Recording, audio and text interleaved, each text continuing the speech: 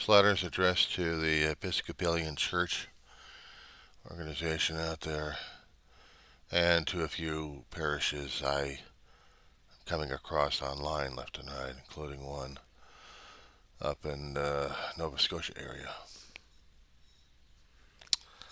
Quay.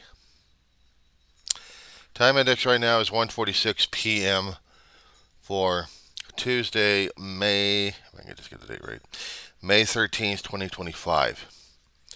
And while the South Afrikaners, the whites, are now on U.S. soil,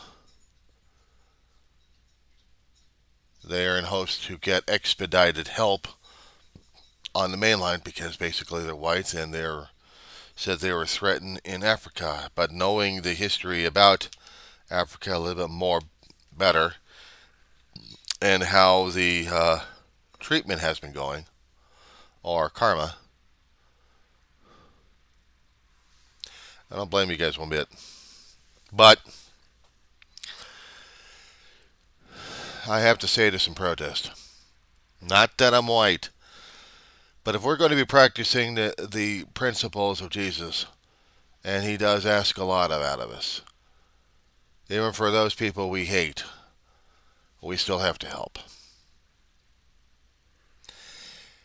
It sucks that we had voted in several months ago through elections about how this country of the United States of America being changed externally to now reflect the anger and hatred we have towards everybody. How our differing opinions are an enemy and not just unified. How we are called an apartheid, or worse. That we are showing other people our theoretical true colors of what we're supposed to be. How people have downplayed our democracy and our way of trying to live in that kind of style. We have capitalism to be our financial engine, which is overtaking, ruining everything else left and right. We have lost control of that. We have lost control of our inhibitions at this point of being a nation of plurality, or being pluralistic. And we have lost that. The sight, compassion, empathy, except maybe if you're theoretically white, where we have allowed our racism, our open racism, flourish a lot more. We will kick out, apparently, anybody and everybody who doesn't look like they're white. It doesn't matter if they're born here or not. It doesn't matter if they had their ancestors here well before the European colonists got onto the land, or even before the Norwegians, sort of Vikings, came over to America to discover it first, or even northern portions of Canada. We are showing that we are ignorant savages, thinking we like our other tunes of ignorant savages, and thinking this is the way it's supposed to be.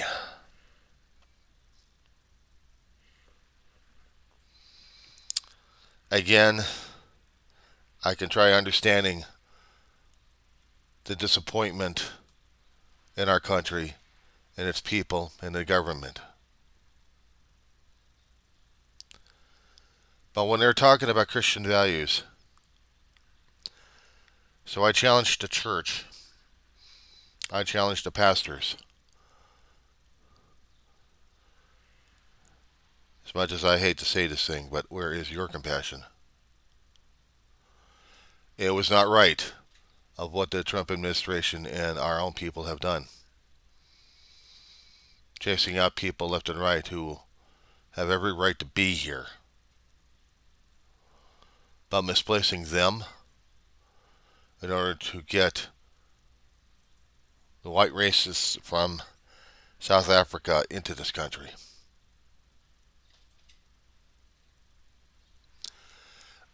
If I had ability, financial structure, the question to me is, would I be leaving this country and replacing it with another racist person? And the thing is, I will not. This is my country I was born under. Unfortunately, the flag I have, I will not display it. Not under any circumstances, because it is desecrated beyond belief. It no longer means hope and freedom, liberty and justice, of laws and rules and regulations that keep our country running, our freedoms working, our liberties sound. Because right now it represents something as far uglier as the flags I've seen back in the 1930s, when we allowed fascism to run wild, or their own countries allowed it to run wild. And we're doing the same thing here. We are allowing our own country and the nation's flag to have a double meaning, being hypocritical, being a Hippocratic flag of sorts. I won't. Even if the ghosts of all those who've passed away defending this land and the ideas and ideologies, the U.S. Constitution, it's everything we held in belief. Even if they kept telling me fly the flag, I'll say to them, no. Even if my own brother's ghost came up, I'll probably say no. Because that flag is desecrated, because we have desecrated it ourselves. We have allowed this flag to be desecrated because of our own anger, hatred, indifference, our ignorance, our intolerance, our lack of compassion, empathy, understanding. Basically, we have lost caring. Oh yes, the demonstrations were nice every once in a while, but that's about it. If they truly meant to take back their country, they should have been doing the demonstrations day after day after day after day, and telling the government system that they voted in November they're wrong. But they fail to acknowledge that they are also responsible, accountable, and transparent. I mean, they don't hold themselves transparent enough, or accountable, or responsible for the actions we've got right now. As for the churches who are going to be trying to support the dissidents coming from South Africa over here and thinking they found a new land, they find haters among haters. They're going to be finding out that once they get over to this particular land, they are going to find a civil war happening without gunshots firing, which I'm afraid will happen eventually.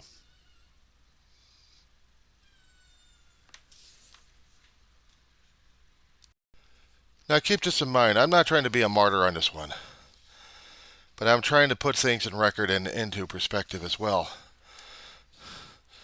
As much as I voted against having a Trumplican party in and performed my own public announcements of what's been happening and passing on word, I haven't done enough, I felt.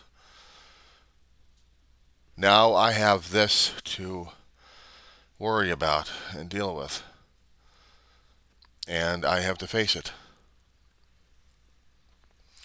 And face it, I have to. We have racism being exported here into our country, or actually imported into our country. We are exporting people of different races and nationalities out because of their skin or their political affiliations.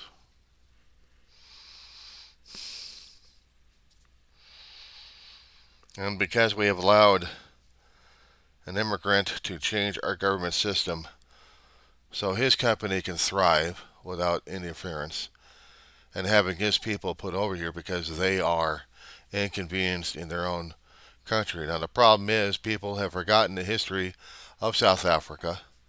If they actually bothered to read history books or actually news articles out there still on the internet without being wiped out, if they can understand that in a country that there were Dutch immigrants coming into a black country and taking it over for a long period of time until there was civil unrest, and then there was change of government, and now the government system is slowly trying to make reparations for the black community. And yes, the white community is being what can I say about the white community in South Africa at this point over here? They think it's unfair. They think it's unfair.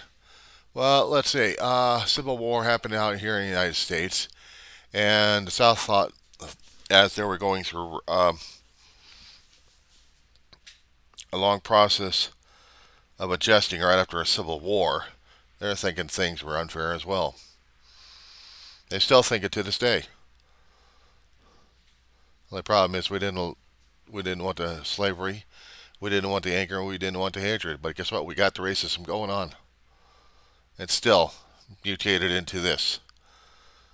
And we're seeing that also in South Africa as well. Not in the form of the black South Africans, but only in the whites, because they think they're still superior. And they're being persecuted. They can be the bullies, and they were still the bullies. And I don't like serving bullies, but unfortunately, when one is being a Christian, I'm not saying a Christian nationalist, I'm talking about a follower of Christ.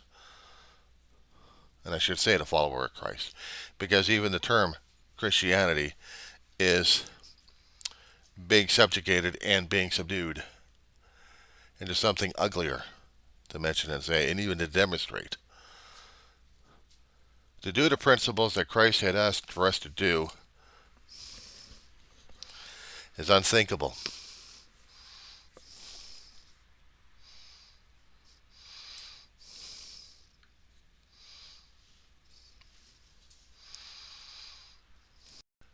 I'm researching Sermon on the Mount, what Christ had asked for his followers to do. Now, there have been several books in the New Testament of the Holy Bible that talked about it. 4 of them I know about: John, Matthew, Luke, and there was somebody else after that one. But Matthew usually has it right, and so does Luke. So what I'm trying to do, besides I liked Luke better, I never was comfortable with Matthew's writing. 6:20 through 49. So under the Bible Gateway, I'm just going to look under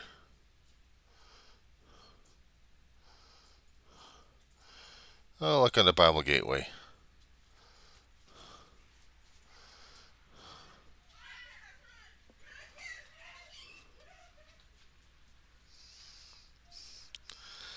Okay, International Version, Matthew 5. I know, don't like it as much, but still. Under the New International Version, this is what it sounds. Now when Jesus saw the crowds, he went up on a mountainside and sat down. His disciples came to him, and he began to teach them. And this is where we get the Beatitudes from. There was a pastor I know who created a worldwide church electronically through television. His name was Robert Harold Schuller, God rest his soul. He started off his particular church in a movie theater, drive-in theater among Orange Groves. And he expanded his beliefs, his teachings, and his services overcompassed the a drive-in theater, where he had bought the property and put his own church, his own building in there. When we had saw Hour of Power, we had seen this square build, actually this rectangle building with a sliding door that opened up to the public outside, where half the congregation was waiting in cars listening to him on the radio, while the rest of the congregation was packed like sardines and spam in the chapel, in the sanctuary. And he expanded that into the Crystal Cathedral, added more people to it. Television, worldwide audience. In there, he was getting his inspirations from a gentleman named Norman Vincent Peale. And through his teachings came the Beatitudes that were trying to teach the rest of the world what it was to be a follower of Christ. Not to be a good Christian, but to be a follower of Christ. And for what I've been hearing these days online, through a pastor or two that I keep coming across in the Episcopalian, something like a church without walls, keeps trying to tell us about being a follower of Christ, but not just a Christian, but a follower of Christ. So every time I keep hearing about that one, I think about the Beatitudes happening on Sermon on the Mount. So, according to what Matthew had recorded, blessed are the poor in spirit, for theirs is the kingdom of heaven. Blessed are those who mourn, for they will be comforted. Blessed are the meek, for they will inherit the earth. Blessed are those who hunger and thirst for righteousness, for they will be filled. Blessed are the merciful, for they will be shown mercy. Blessed are the pure in heart, for they will see God. Blessed are the peacemakers, for they will be called children of God. Blessed are those who are persecuted because of righteousness, for theirs is the kingdom of heaven. And here it comes with the harder lessons on this one here. Blessed are those when people insult you, persecute you, and falsely say all kinds of evil against you because of me. Rejoice and be glad, because great is your reward in heaven, for in the same way they persecute the prophets who were before you. You're the salt of the earth, but if that salt loses its saltiness, how can it be made salty again? It's no longer good for anything except to be thrown out and trampled underfoot. You're the light of the world. A town built on a hill cannot be hidden. Neither do people light a lamp and put it under a bowl. Instead, they put it out on a stand and gives light to everyone in the house. In the same way, let your light shine before others, that they may see your good deeds and glorify your Father in heaven. Do not think I have come to abolish the law or the prophets. I have not come to abolish them, but to fulfill them. For truly I tell you, until heaven and earth disappear, not the smallest letter, not the least stroke of a pen, will by any means disappear from the law until everything is accomplished. Therefore, anyone who sets aside one of the least of these commands and teaches others accordingly to be called least in the kingdom of heaven. But whoever practices and teaches these commands will be called great in heaven, kingdom of heaven. For I tell you that unless your righteousness surpasses the Pharisees and teachers of the law, you will not enter the kingdom of heaven. Now, they talk about murder and adultery in here, divorce, oaths, an eye for an eye situation. But here's the thing they're talking about. Matthew 6, 43rd line. You have heard that it was said, love your neighbor and hate your enemy. But I tell you, love your enemies and pray for those who persecute you, for that you may be children of your Father in heaven. He causes his sun to rise on the evil and the good, and sends rain on the righteousness and the unrighteousness.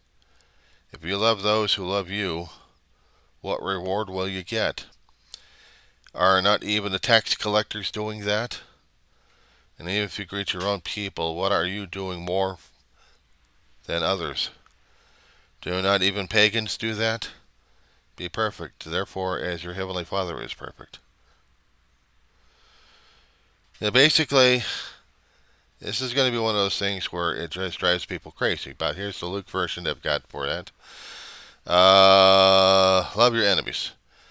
But to who, and this is Luke 60, 20 through 49. So, same areas. 27 talks about love for your enemies. But to you who are listening, I say, love your enemies, do good to those who hate you. Bless those who curse you, pray for those who mistreat you. If someone slaps you on the cheek, turn to them the other also. Which means he hits you upside the face over here, just turn the other side and say, hey, you didn't get the shiner over here, did you? If someone takes your coat, do not withhold your shirt from them.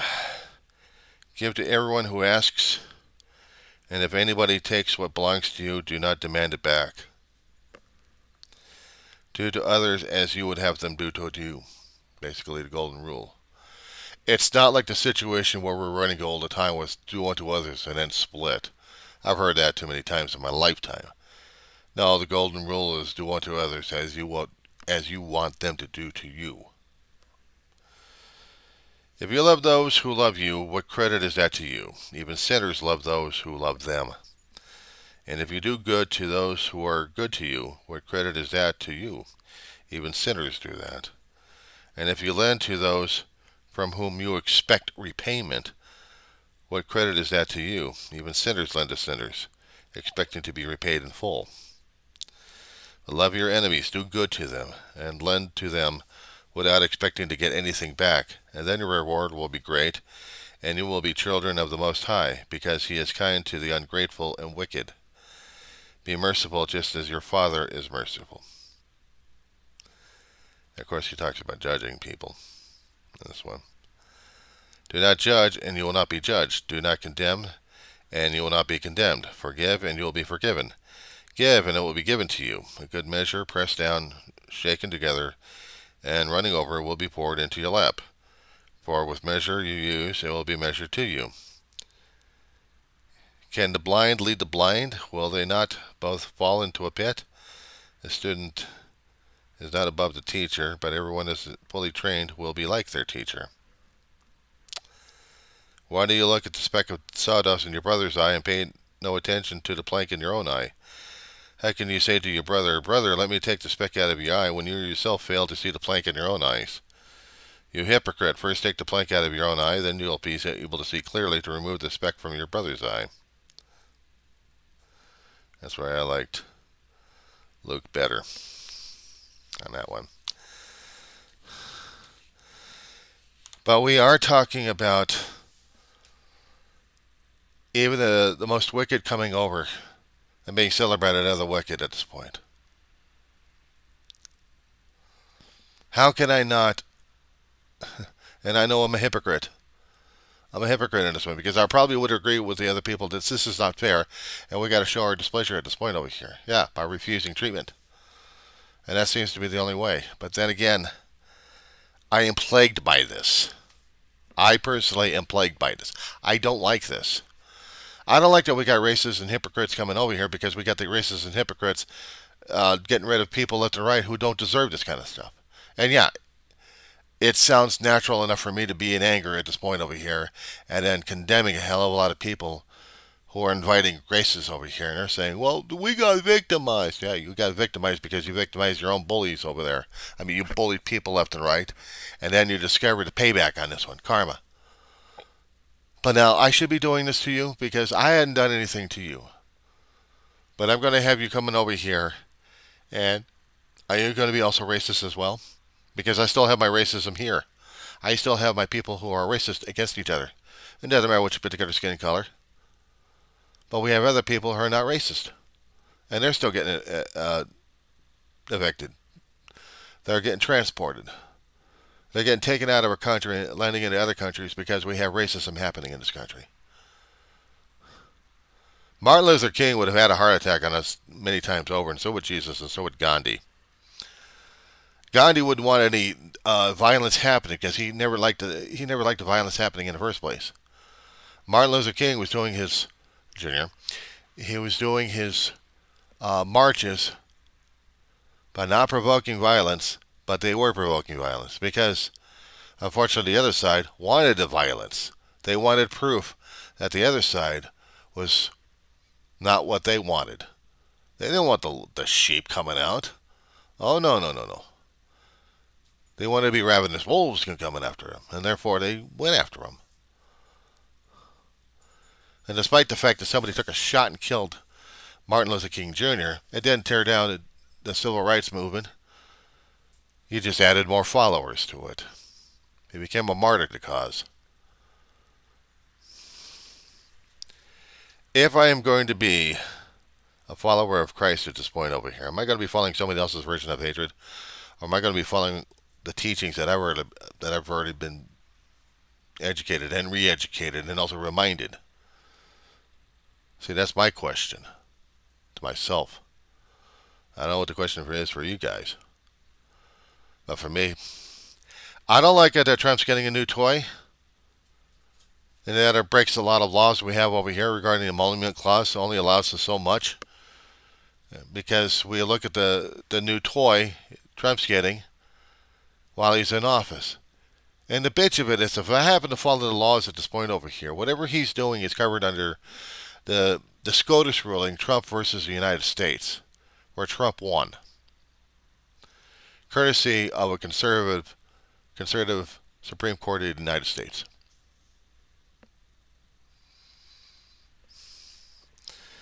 You can get away with almost anything, including murder, if you needed to.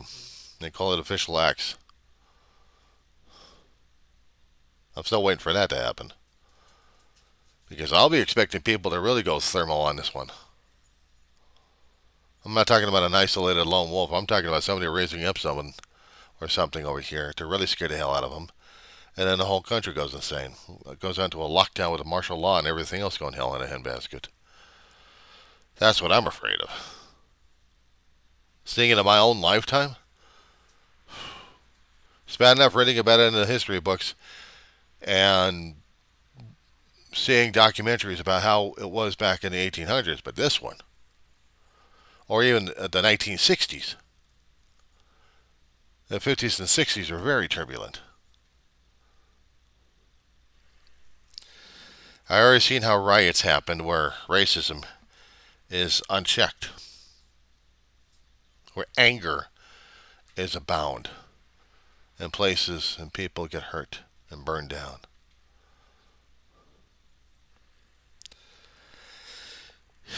So I'm afraid of what's going to be happening here. But no, we can say no to the people coming over here spreading out their more racism and lies over to us. We can do that. Or we can turn a blind eye and say, even Jesus would lend a helping hand. Because the one thing he said at the cross that every damn Christian who keeps turning his back on everybody else keeps forgetting. Father, forgive them. They don't know what the hell they're doing. Paraphrasing it. So that being said,